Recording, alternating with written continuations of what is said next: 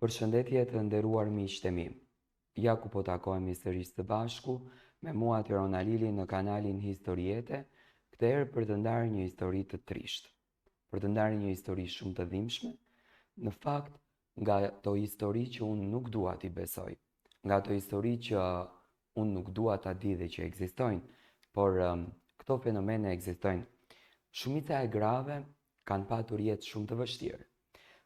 Janë dashuruar, janë martuar, nga fati i keq, bashkëshortët e tyre i kanë lënë, janë ndarë, fatkeqësisht edhe kanë vdekur dhe janë detyruar në moshë të re të rinisi një jetë tjetër. Dhe kur themi të rinisi një jetë tjetër, bëhet fjalë domethënë të dashurohen përsëri, të besojnë në një burr tjetër, të besojnë në një mashkull tjetër, të besojnë në njëri tjetër, por jo të gjithë ato njerëz të cilët besojmë, ato njerëz të cilët ne mendojmë që i kemi zemrën tonë, shpirtin tonë, janë njerëzit që ne do ta çojmë rrugtimin tonë të jetës. Dhe pikërisht historia e Samantës është kjo. Dëgjoni në detaje. Unë quhem Samantha dhe sot po marr guximin të ndaj me ju një histori që më ka shkatëruar shpirtërisht dhe më ka lënë pa gjumë për ne të tëra. Një histori që as në mangthin më të keq nuk do të kisha dashur të imagjinoja se mund të më ndodhte. Nuk e ndaj për mëshirë apo për të tërhequr vëmendje.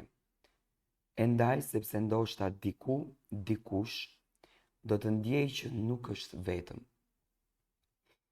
E ndaj sepse dhimbja ime meriton të dëgjohet.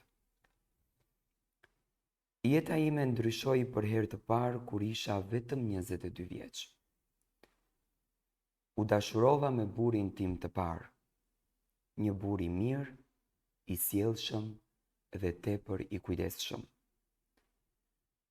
Dashuria jonë u kurorëzua me martesë dhe shumë shpejt sollëm në jetë vajzën tonë Erisën, që ishte drita e syve tanë.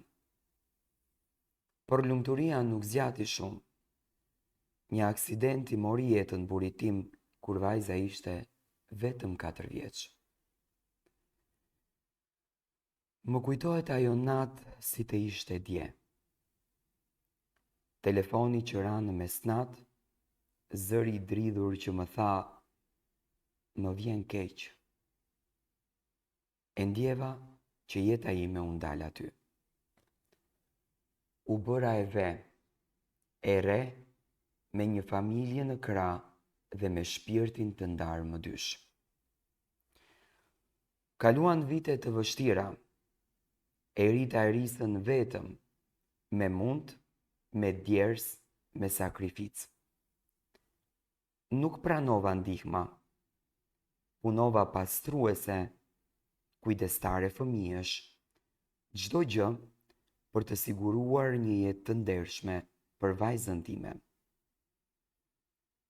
Dhe kur ajo i mbushi 9 vjeç, mendova se ndoshta dhe unë meritoja një shans tjetër në dashuri.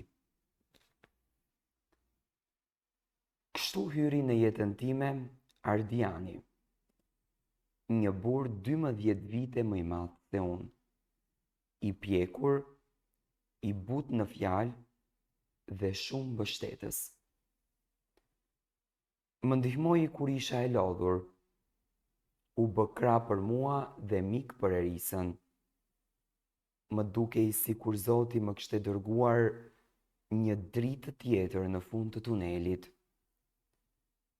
Pas një viti lidhje, u martuam. Erisa ishte 10 vjeç kur ai hyri në jetën tonë si një baba i ri. Në fillim ajo nuk e pranoi, por me kalimin e kohës e quajti Xhaxhi dhe madje u afruan shumë. E shihja si një gjë të mirë, thosha, më në fund familja ime po rregullohet. E sa gabim pas kam qenë. Martesa jonë zgjati 5 vite. 5 vite që në dukje ishin të qeta, por që sot i shoh me një tjetër sy. Ishte shumë afër me Erisën, e komplimentonte shumë, i blinte dhurata, e çonte shpesh në kinema, më thoshte do të kaloja pak kohë me të se ti je shumë e lodhur. E unë e besoja. I besoja si burit tim. Nuk më shkonte kur mendja se çfarë fshihej pas buzëqeshjes së tij në butësi ndaj saj. Erisa u bë adoleshente. U mbyll më shumë në vetvete. Filloi të ndryshonte. Kishte momente rebelimi. Qante pa arsye. Nuk më pranonte të flisja për jetën e saj personale. Mendoja se ishin problemet e adoleshencës, por gabohesha. Ajo vuante në heshtje, dhe unë si nën isha e verbër. Një ditë të zakonshme, 5 vjet pas martesës me Ardianin, në një ditë të diel pas dite, po rregulloja rrobat dhe telefonin e tij e lash mbi komodin. Nuk jam tip që kontrollon, por zëri i brendshëm më tha, merr dhe shiko. Dhe e bëra. E hapa. Zoti më është dëshmitar. Më mirë të mos e kisha parë kur atë që unë e pash. Mesazhe të pafundme me Erisën time. Nuk ishte një lidhje pafajshme. Ishin fjalë të ndyra, të pista, foto, premtime, madje edhe xhelozi. Ai shkruante vajzës time si dashuri i saj, dhe ajo i përgjigjej me të dua. Më mungon kur je me mamin. Kur do t'jemi vetëm? Këto ishin disa nga fjalët që më shkatruan si grua, si nën, si qenie njerëzore, dhe bota mu shumë përpara syve. Ishte si kur të kisha vdekur për së gjalli. I ballafaqova të dy.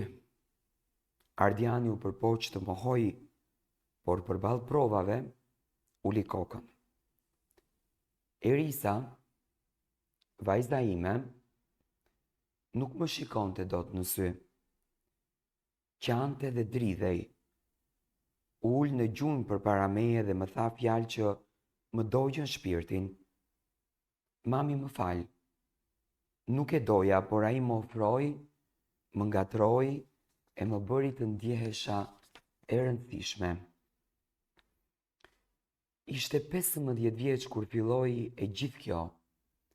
Ai kishte abuzuar me mendjen dhe ndjenjat e një fëmije që kishte besuar tek ai si figurë prindërore. E dëbova nga shtëpia.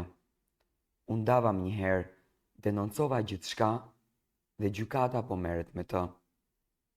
Por për mua nuk kam më drejtësi që ma kthen jetën mbrapsht. Kam humbur gjithçka. Burin e parë, burin e dytë, por mbi të gjitha kam humbur vajzën time. Ajo sot është në terapi. Unë jam në një gjysmëjetë që nuk di si të ecë përpara. Kam momente që ndjej urrëtie, pastaj më kap pendimi, pastaj më kap dhimbja, pastaj vetëm heshtja. Sepse kur njeriu më i afërt të tradhton, plagët kur nuk mbyllen. Kam mbetur me një boshllëk të madh brenda vetes. Më thonë ke qenë e fortë, por në realitet unë jam hyer në miliona copa. Kam frikë ta dua dikë sërish. Kam frikë të besoj, kam frikë të shoh në sytë e një fëmije tjetër. Por sot me këtë rrëfim dua të them të gjithë grave që janë nëna, mos i neglizhoni sinjalet, mos i lini fëmijët vetëm me askënd. Edhe nëse ai është buri juaj, sepse mostrat nuk kanë fytyrë dhe ndonjëherë mostrat vishen si njerëz të mirë. Unë jam Samantha dhe kam jetuar një nga historitë më të tmerrshme që mund të jetojnë një grua, por jam ende këtu dhe do të përpiqem ta mbaj shpirtin gjallë për veten time, edhe pse zemra më është thyer për gjithmonë.